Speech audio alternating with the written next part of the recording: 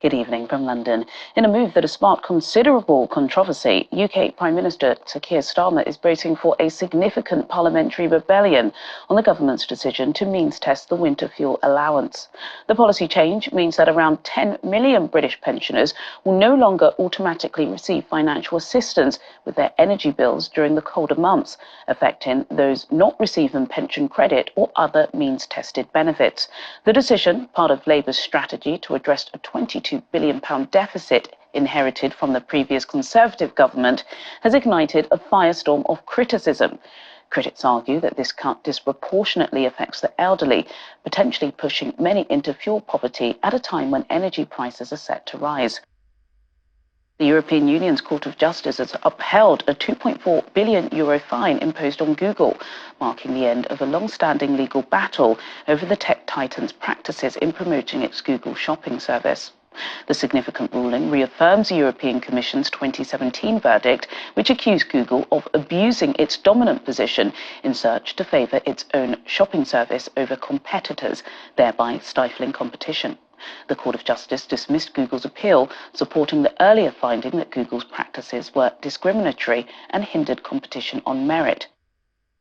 Last week, Nigeria and China convened the first Nigeria-China Economic Cooperation and Trade Conference, chaired by the Minister of Finance, Mr. Wale Edun. The event, which took place on the sidelines of the Forum on China-Africa Cooperation, or FOCAC, served as a platform for dialogue and collaboration aimed at addressing mutual economic challenges. During his opening remarks, the minister praised China's leadership in South-South cooperation, calling for stronger partnerships between developing nations. He also expressed optimism about future collaboration and trade growth between both nations. Since assuming the presidency in May 2023, President Bola Ahmed Tinubu has taken a number of bold, courageous, and necessary steps to stabilize the macroeconomic environment, all in an aim to encourage trade flows, to encourage investment flows, both domestic investors as well as foreign direct investors, like our partners here to be the Chinese. And I must say that those measures are beginning to yield fruit in terms of providing the kind of environment that encourages trade, that encourages investment.